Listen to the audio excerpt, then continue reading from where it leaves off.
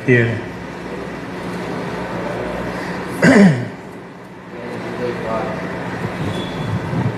Gênesis 2:9. Enquanto você procura, nós vamos orando. Amantíssimo Deus e eterno Pai Celestial, ó meu Senhor da glória, estamos na Tua presença e vamos pregar a Tua palavra. Ó Deus Todo-Poderoso, abençoa todos aqueles que vão assistir o culto pela internet. A Eliane, meu filho, que está lá naquele hospital, vão assistir o culto também. Senhor, abençoa cada um que está aqui, ó Pai. Abençoa nossas vidas com a Tua palavra. É o que nós pedimos em nome de Jesus. Amém. Diz assim, Gênesis 2:9: E o Senhor, Deus, fez brotar da terra toda árvore agradável à vista e boa para comer, e a árvore da vida no meio do jardim, a árvore da ciência do bem e do mal. Capítulo 3 agora, versículo 3, diz assim: Mas do fruto da árvore que está no meio do jardim, disse Deus: Não comereis dele, nem nele tocareis, para que não morrais. Aleluia! Aleluia! Glória a Deus. Podem sentar.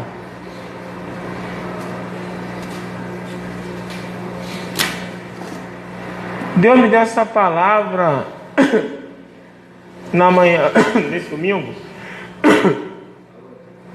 e comecei a pensar sobre o que Deus estava falando comigo. Deus, Ele quer falar sobre meio, sobre centro. E eu comecei a pensar numa casa. Porque quando a pessoa começa a construir uma casa, ela tem que estar com as paredes, ela tem que estar com tudo no prumo. E eu vejo, né, que como ele é arquiteta e a gente faz algumas obras, eu não entendo de obra, mas eu vejo lá o pessoal botando, tá fazendo a parede, bota uma corda de ponta a ponta, e toda hora ele bota um prumo. Aquele prumo está marcando o centro e tem uma bolha de ar que ela tem que ficar no meio ali para dizer que a parede está certa, correta e reta. A indicação de uma parede bem feita, né, é aquele prumo está sempre com aquela bolinha de ar no meio. Se não tiver, o profissional ele tem que acertar para que esteja. Por quê? Porque senão a construção corre risco. Uma construção mal feita fora de prumo, ela corre risco. Então, se coloca o prumo para que aquela obra seja bem sucedida, aquela obra seja bem feita.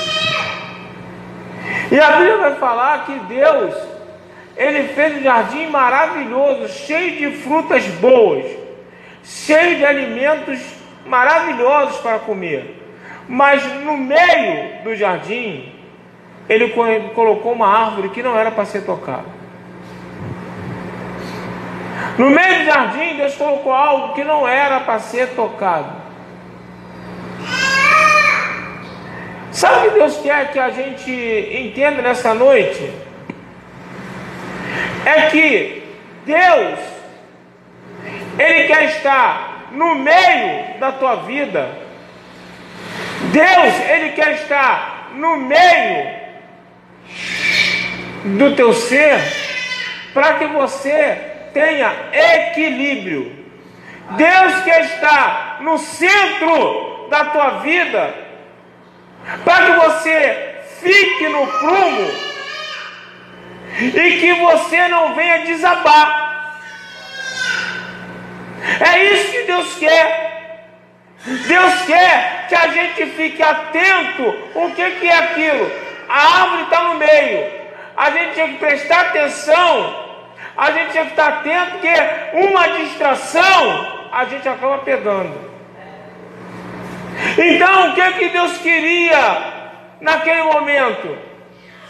É que Adão e Eva ficassem atentos, porque tinha muita coisa boa, tinha muita coisa gostosa para se comer, mas tinha algo no centro que não podia ser tocado. Então, Adão e Eva, eles tinham que estar atentos, eles tinham que estar com atenção para não tocar em momento nenhum aquela árvore. Assim é a nossa vida com Cristo. Nós temos que estar atentos a Ele. Nós temos que estar atentos àquilo que Ele mostra para nós, para que nós venhamos a ficar no prumo, quando Ele está no centro das nossas atenções. O que Deus quer é que a gente fique atento, ligado nele, como Adão e Eva deveriam ter ficado atento e ligado para não tocar naquela árvore. O que Deus espera de nós é que nós fiquemos atentos a Ele, para que nós não venhamos a desmoronar, para que nós não venhamos a sofrer, porque a Bíblia fala que aquela árvore ia causar morte. Não é a morte física, é a morte espiritual. Sabe o que acontece? Quando a gente perde o foco de Jesus, que é o centro da nossa vida, a gente está caminhando para a morte.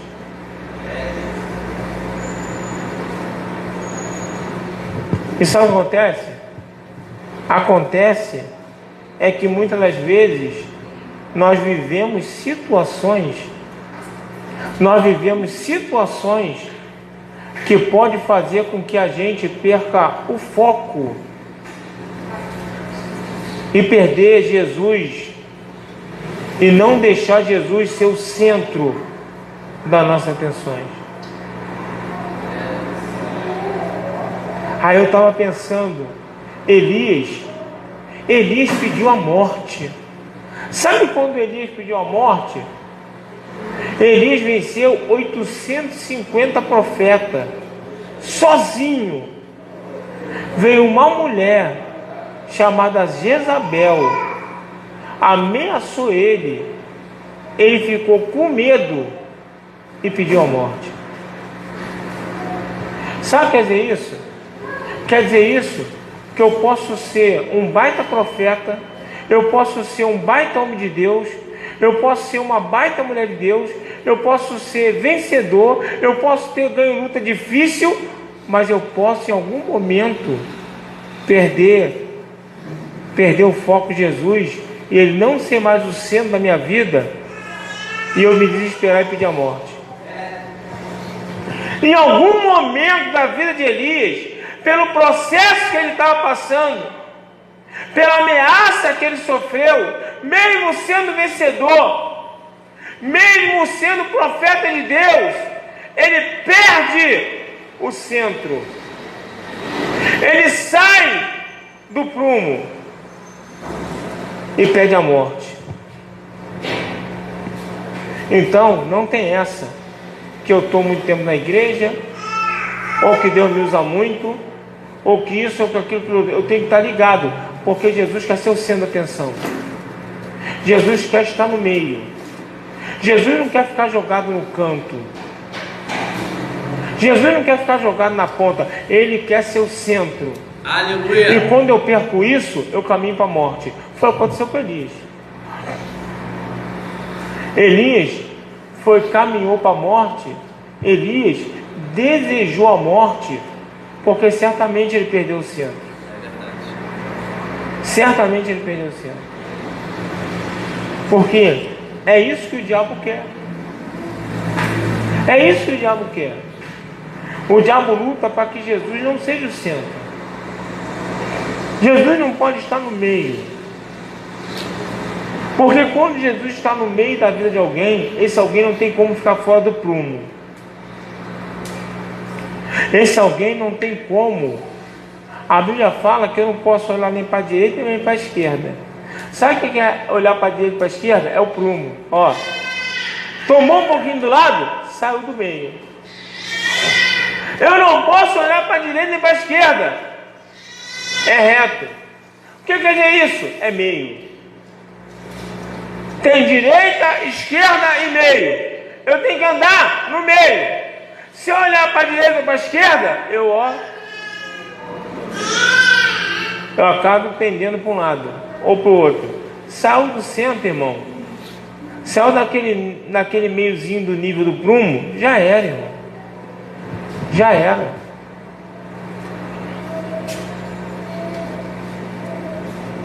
A Bíblia vai falar de um homem chamado Neemias. Neemias se desesperou quando veio a notícia ruim para ele. Ele se desesperou. Mas a Bíblia fala que logo depois ele voltou para o prumo. A notícia tirou ele do prumo. A notícia tirou ele do prumo. A notícia cegou ele de ver que Jesus está no meio. Muitas das vezes Jesus quer mostrar que está no meio do problema, que Ele está no centro da tua vida. Mas a notícia, o problema, a situação nos cega momentaneamente. Nos cega momentaneamente. E aconteceu com Neemias.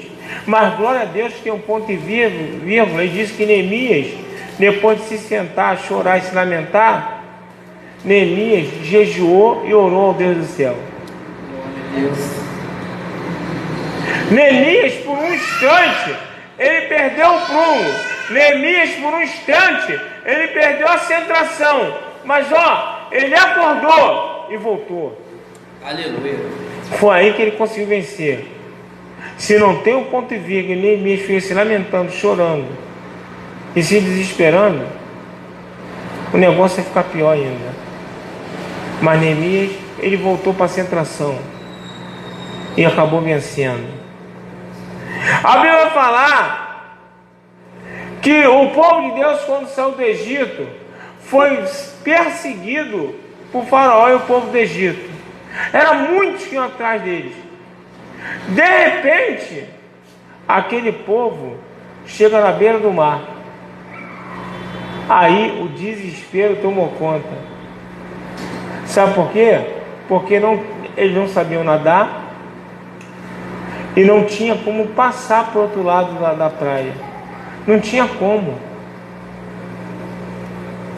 Ali eles começaram a chorar, a se lamentar, porque a morte está chegando perto, o inimigo. Às vezes é necessário a nossa vida chegar no extremo para Deus se manifestar e mostrar para você que Ele está no meio e te livrar da situação de forma milagrosa. Às vezes é necessário chegar no extremo. Às vezes é necessário chegar no ponto de você falar assim: ferrou, acabou. O inimigo vai pegar.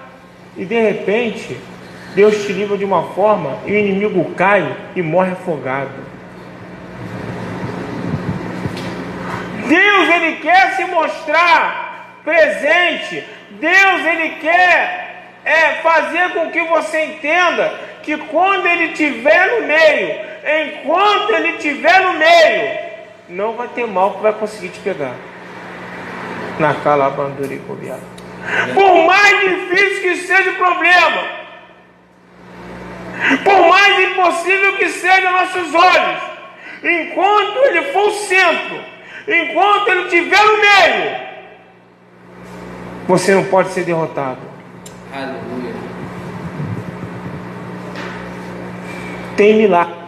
Glória. E milagre que vai glorificar o nome dEle na vida daqueles que Ele permanece no centro. Aleluia. A Bíblia vai falar que os apóstolos se desesperaram. Os apóstolos se desesperaram, sabe quando? Quando a tempestade e o vento entrou no barco deles. E sabe quem estava no barco? Jesus. Estava dormindo, mas estava no barco. O vento balançou para um lado, para o outro, uma ventania, uma tempestade. Eles foram lá acordar Jesus desesperado. Sabe o que quer dizer? Que mesmo com Jesus no barco,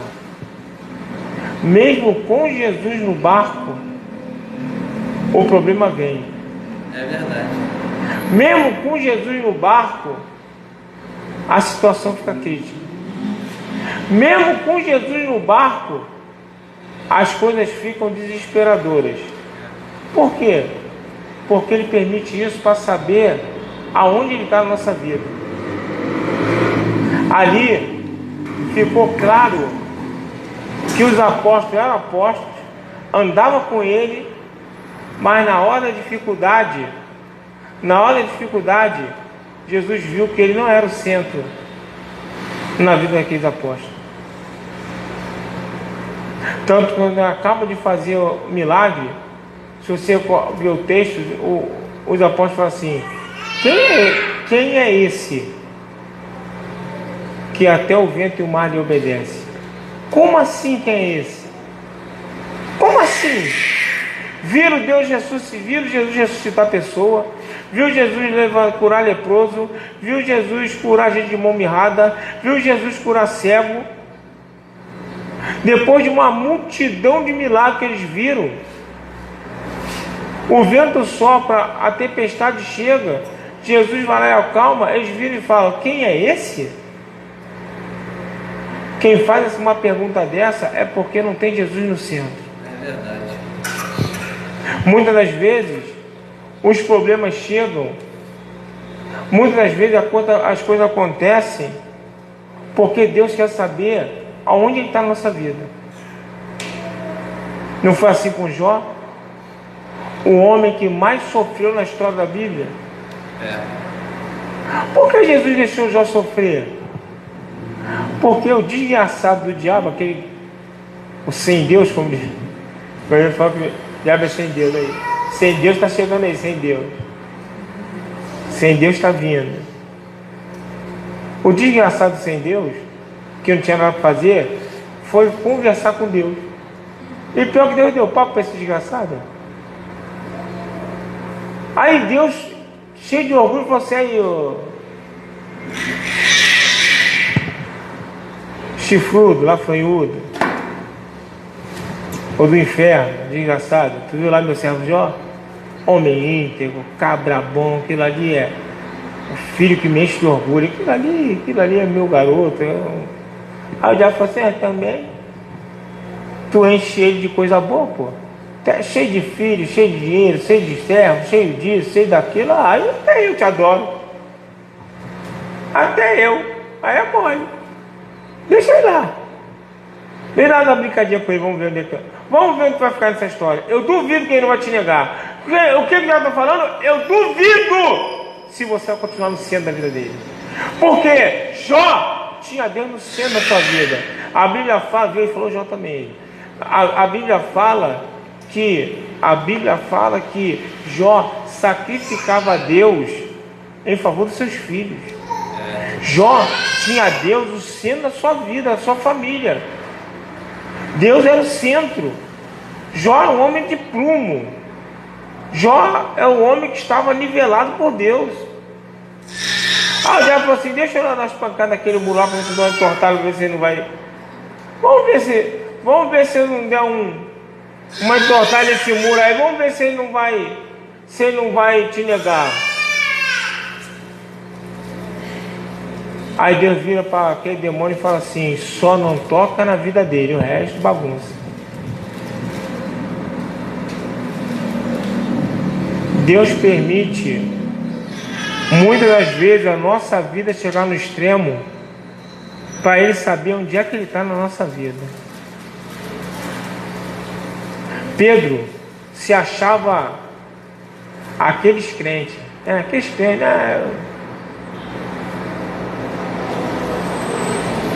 que às vezes você conhece uns crentes, mas tem uma conversa maluca. Não, eu oro, que eu não sei o que, não, que eu fiz o jejum, não sei o que, não, eu também, eu fui para um monte de não sei o que, eu fiz não sei o que. Parece que um querendo ser mais do que o outro. Pedro estava assim. Aí Jesus falou assim: eu vou morrer, vou ter que ressuscitar. Pedro: não fala isso não, Jesus, que isso? Bate na boca. Não fala uma coisa dessa não. Tu não vai fazer isso não.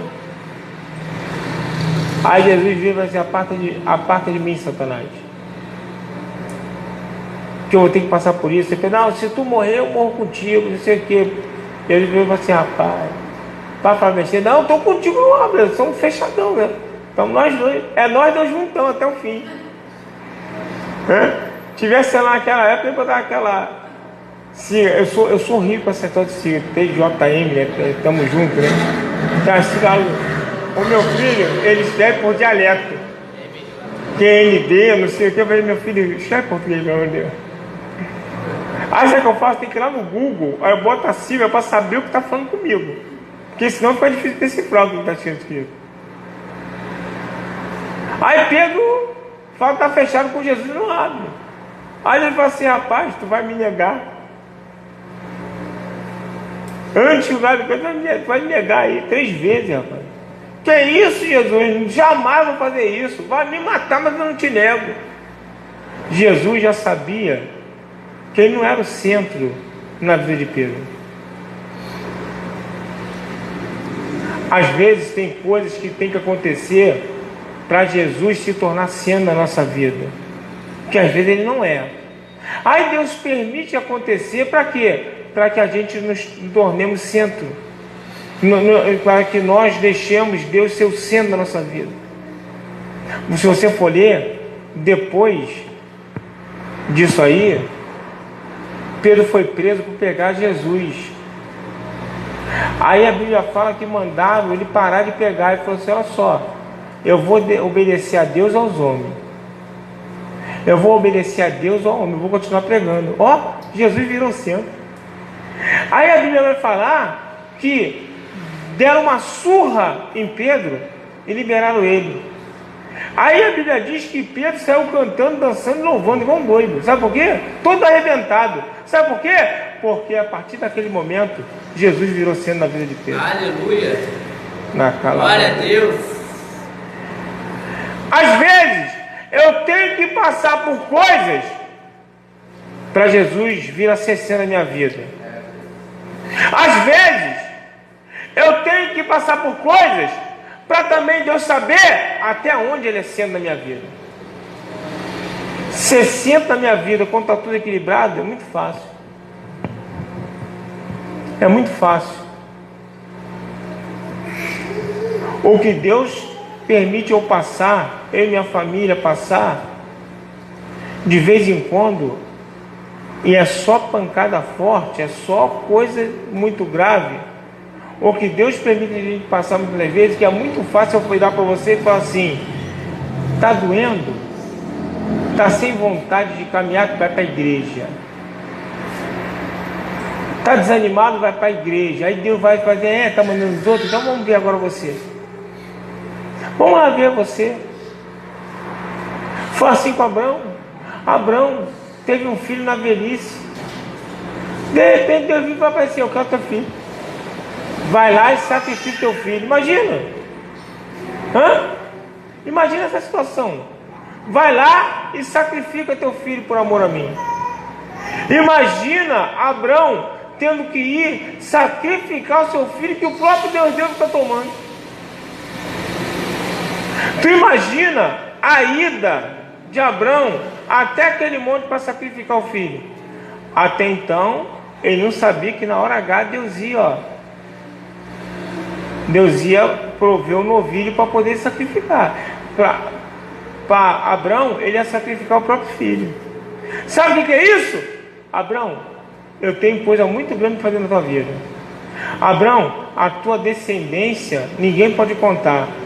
Mas antes, eu quero saber se eu verdadeiramente estou no centro da tua vida.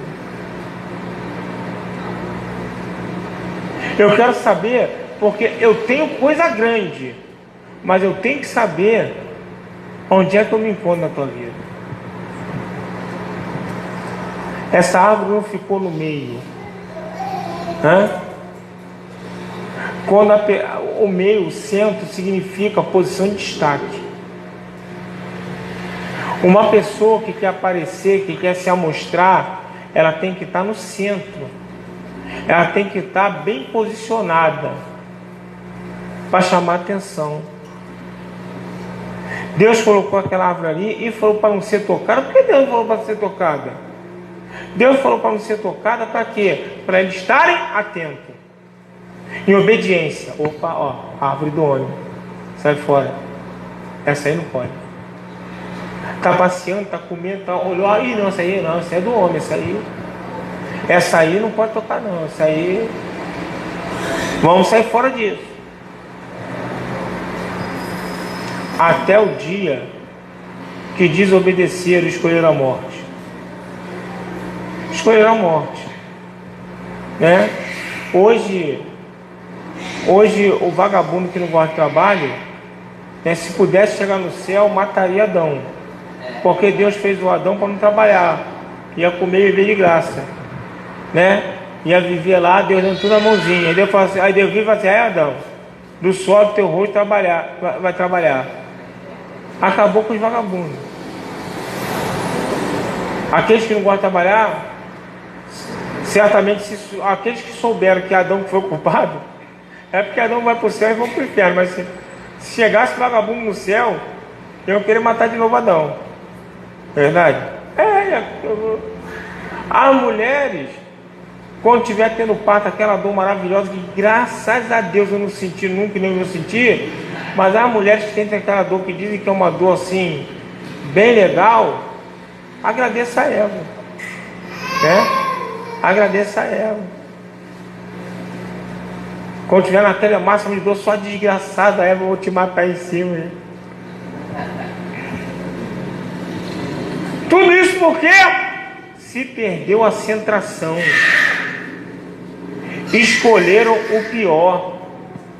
É isso que Deus quer que a gente saia daqui entendendo nessa noite, irmão. Não deixe Jesus sair do centro da tua vida.